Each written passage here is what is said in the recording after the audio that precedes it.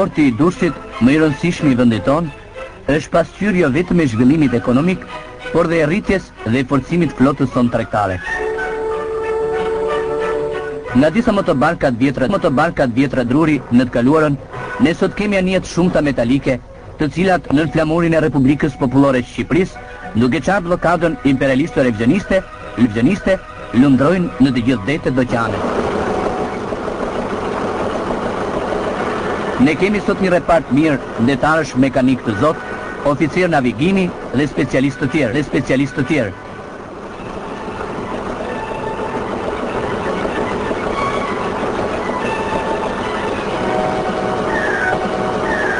Shumica e tyre janë përgatitur në shkollën e marinës, që është bazë shëndosh edhe për rritjen e mëtejshme të kuadrave të flotës sonë.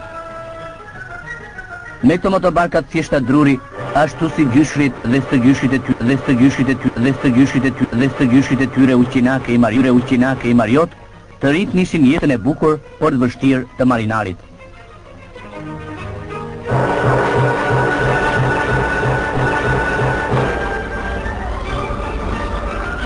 Pastaj ata kalojnë në anijet më dha transoceanike, anije që ngarkojnë mijëra ton madhra të ndryshme tregtare, prodhime të eksportit shqiptar.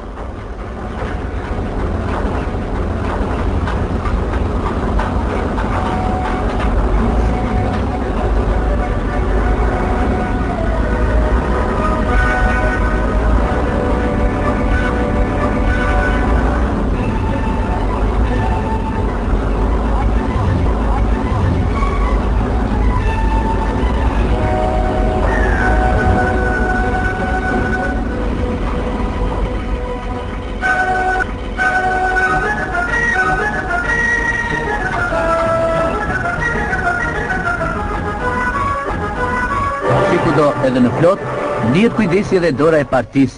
Shoku Elias Reka, sekretari I parë I Komitetit Partisë të Rrethit të Durrësit, zhvillon një bisedë të ngrohtë me detarët.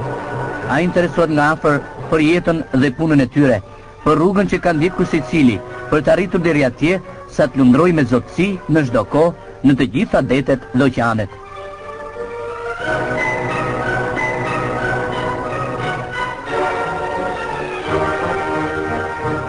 Në marinari thjesht në bocman, në oficer lundrimi dhe pastaj në kapiten vapori.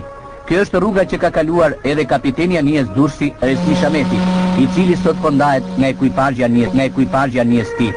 Ai do të marrë në dorëzim një anije tjetër 3 të flotës sonë tregtare, anijen Tirana.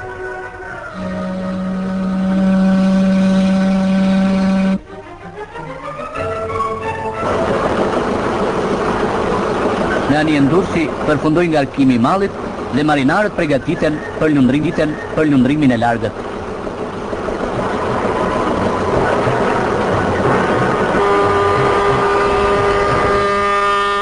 Le ta shoqërojmë anijen në udhëtimin e saj dhe le të përpiqemi t'u tregojmë për jetën e marinarëve, mbi kuriozitetet të detit dhe të vendeve ku ata shkojnë.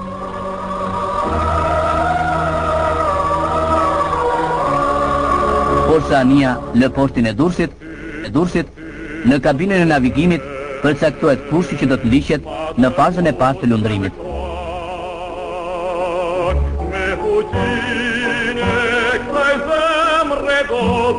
Këtë kurs ndjek me vëmendje timonjeri, oficeri I shërbimit dhe kapiteni gjatë lundrimit.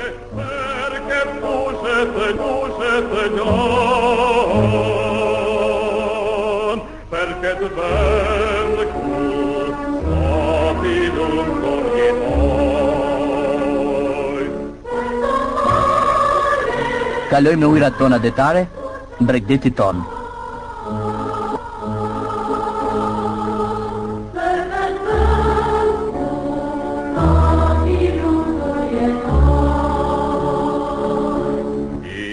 Me këto vende lidhen shumë ngjarje historike.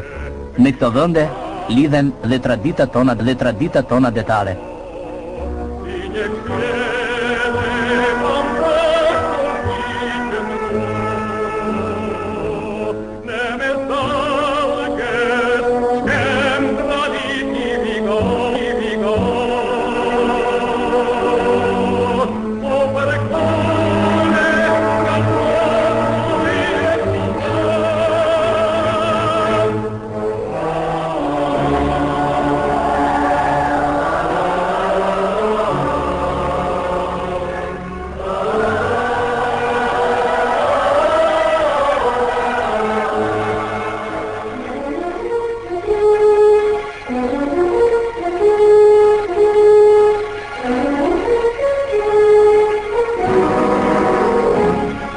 pasi kemi lënë mbrapa bregdetin ton, jem kohë për biseduar me kapitenin Anias, shokun Fore Koreta. Durrësi është një Anias 10 vjeçare, me lundrim të pakufizuar. Lundrimet e para i ka kryer në Republikën Popullore të Kinës, duke shkuar nëpërmjet kanalit Suezit, detit Kuq, Oqeanit Indian, dhe ka vajtur në Republikën Popullore të Kinës. Po kështu, ka kaluar Oqeanin Atlantik dhe ka vajtur në Kubë, ka prekur thua të gjithë portet e Mesdheut edhe në detin e Zi. Ka prekur portet e Evropës perëndimore, të detit të Veriut dhe të Balltikut. Në këtë rrugë, mbasi të kalojmë ujërat tona territoriale, do të shkojmë në pjesën jugore të Sicilisë, në bregdetin verior të Afrikës, do të futemi në ngushtisën e Gibraltarit për të dalë në Oqeanin Atlantik dhe prej këtu do të kalojmë gjiun e Biskajës, do futemi në La Manche për dalë në detin e Veriut dhe në Balltik. Të rrugë të gjatë e vështirë, Ania Durrësi e bën prej disa vjetësh. Ajo ka një kolektiv marinarësh punëtor dhe të ndërgjegjur.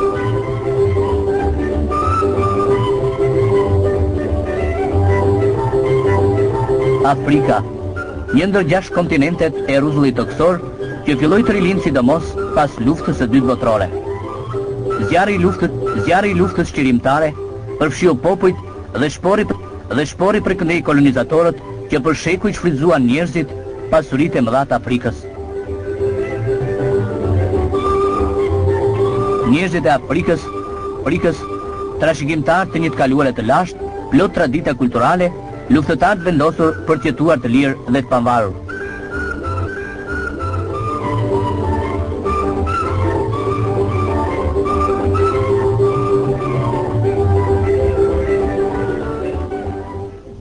Duke kaluar këtyre brigjeve, ne vendim të nxehtit e madh që zotëron në kontinentin e Zi.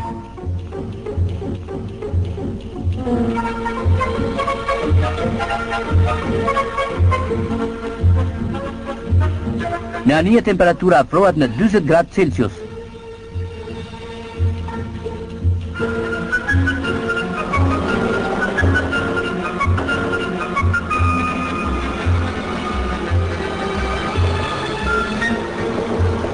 Veçanërisht vap është në sallën makinerive pranë kaldajave.